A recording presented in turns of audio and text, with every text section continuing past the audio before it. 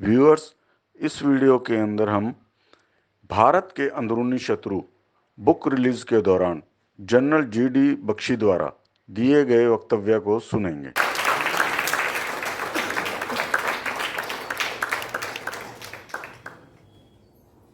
General BK Singh sir, पवन सेना जी, RSN Singh, मंचासीन, विशिष्ट अतिथिगण, देवियों और सज्जन, सर्वप्रथम मैं आरएसएन सिंह साहब को तहे दिल से उनको मैं मुबारकबाद देना चाहता हूं और मैं उनका शुक्रिया अदा करना चाहता हूं एज ए नेशनलिस्ट कि उन्होंने ये बड़ी महत्वपूर्ण किताब है, इसका पहला संस्करण आया था as know the anti national. अब इसका दूसरा संस्करण जो आया है उन्होंने इसको काफी एक्सपैंड किया है, विस्तार किया है और जो लेटेस्ट जो आपकी प्रॉब्लम्स जो ऐड हुई है उनको उन्होंने इस पुस्तक में व्यक्त किया है, दर्शाया है और उनकी जो वार्निंग है वो बहुत टाइमली, राइट? इसलिए once again I congratulate you RSM for an excellent effort and a very needed effort. देखिए, जब हम मिलिट्री ऑपरेशंस डायरेक्टरेट में होते थे तो उस वक्त कहा जाता था, नया टर्म आया था 2.5 फ्रंट वॉर। अरे साहब, हमारे दो जो है बाहरी एक्सटर्नल दुश्मन है। एक तरफ सबसे बड़ा दुश्मन चीन और उसका जो पिछलग्गू पाकिस्तान, जिसकी वो दुम मरोड़ के उसको हमारे खिलाफ बंदर जैसे नचाता है, और उसके अलावा हाफ फ्रंट है साहब हमारा अंदर का। जैसे कि बताया जा रहा था कि वो जो लोग हैं, जब वो एडिशनल सेक्रेटरी साहब डिफेंस मिनिस्ट्री के खुद कह रहे थे कि साहब वो जो लोग हैं, जब युद्ध होगा इन दोनों के साथ तो पीछे से उनके साथ ये वार करेंगे, पीठ में आपकी छुरा घोंपेंगे। इसमें माओइस्ट शामिल है, इसमें कई कट्टर जिहादी संगठन शामिल है, इसमें कई ऐसे लोग शामिल हैं जिन्हें जानबूझकर, खासकर हमारी जहां रेलवे लाइन है सिलीगुड़ी कॉरिडोर के अंदर, वहां पठान साहब बसाए हैं, दिल्ली के अंदर रोहिंग्या बसा रहे थे, जम्मू में हमारे तमाम जो मिलिट्री के कैंप हैं, सुनवा का कैंप, सांबा का कैंप, उसके बिल्कुल आले वाले चारों तरफ रोहिंग्या। मतलब जिन रोहिंग्या को कोई मुस्लिम बहुल देश एक्सेप्ट नहीं कर रहा, उनको एक ही जगह मिली साहब शरणार्थी की, वो है भारतवर्ष। और भारतवर्ष में एक ही जगह मिली, वो था जम्मू एंड कश्मीर।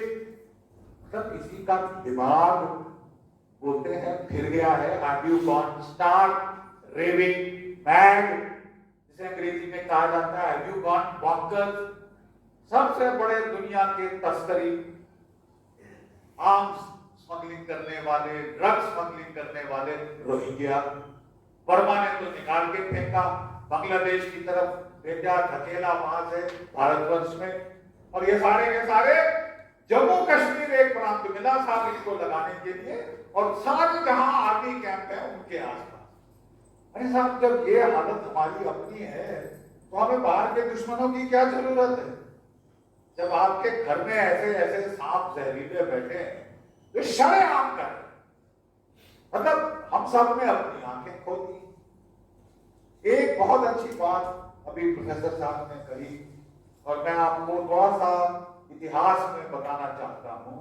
एक सर जॉन रिस्ले थे, जॉन रिस्ले। आपको इस आदमी का नाम जरूर पता होना चाहिए।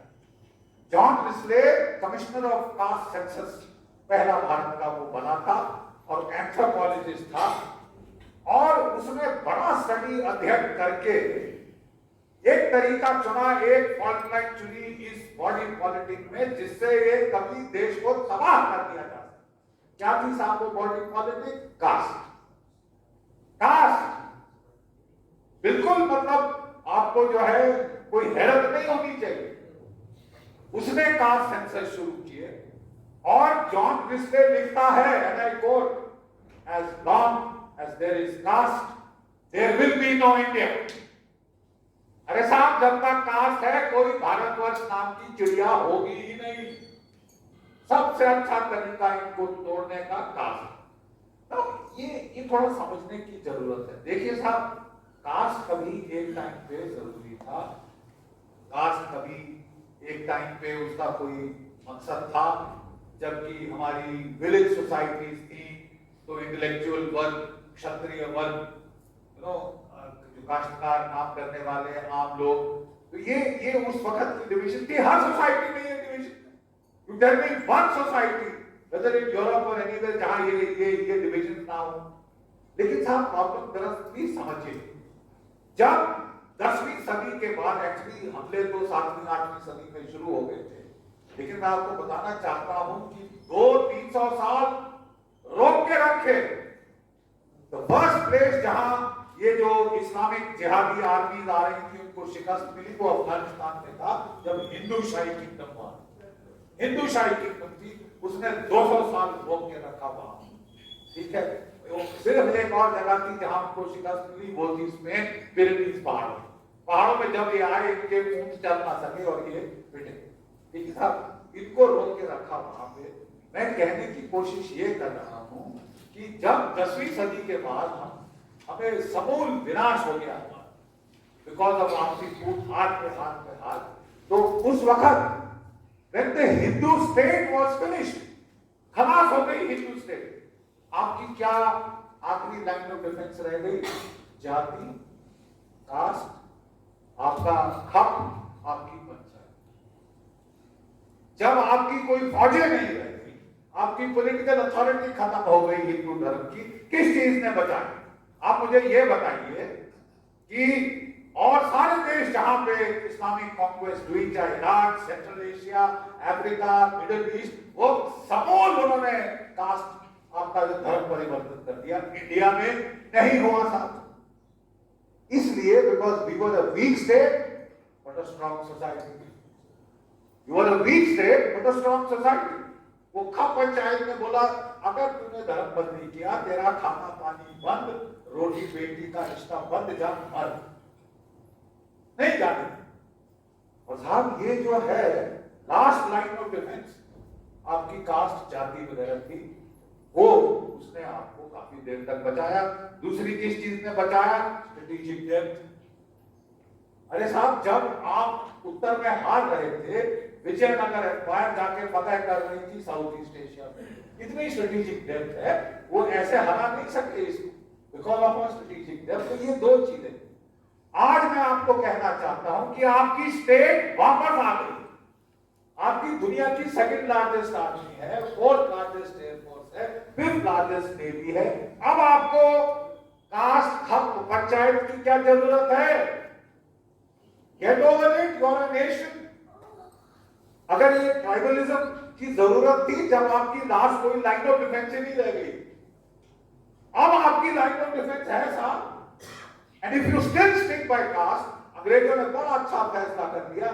अरे साहब, इनके तो इतने आपस में लड़ाई के मुद्दे हैं, इतनी इनकी फूट है, ये कास्ट को बस बढ़ावा दो और ये देश नहीं बन सकता, कोई फ्रीडम स्ट्रगल कुछ नहीं होगा, नथिंग ऑफ दैट सॉर्ट होगा। ठीक है साहब, आपकी जो कॉन्स्टिट्यूशन जो अंग्रेजों ने बनाई थी 1935 में, इंडिपेंडेंस ऑफ इंडिया एक्ट जो थी वहां हमारी 1935, आपकी जो कॉन्स्टिट्यूशन है आज, इट इज अ रेप्लिका, 70% वही है। और उसमें साहब जो we the people of India give to ourselves, liberty, fraternity, equality, हमारा पहले क्या वाक्य है साहब? Social justice. ये सोशल जस्टिस कहां से आया? Imperial justice. What was imperial justice? कि साहब हिंदुस्तान के लोग आपस में ऐसे फूट है, इनमें कुत्तों की तरह लड़के मर रहे हैं, इनको चाहिए एक बाहरी ताकत जो इनके कास्ट शास्त्र के कचड़े में इन्वॉल्व ना हो, वो इनको जो है राज कर सकते। तो साहब ये जो कास्ट है, ये तब अंग्रेजों ने इसको टूल दी, अंग्रेजों ने बढ़ावा दिया। हर कलेक्टरेट, कमिश्नरेट में जाके जाति, वर्ण, गोत्र लिखवाना पड़ता था और ये कास्ट उन्होंने शुरू किया। कास्ट से हमारी तबाही करनी।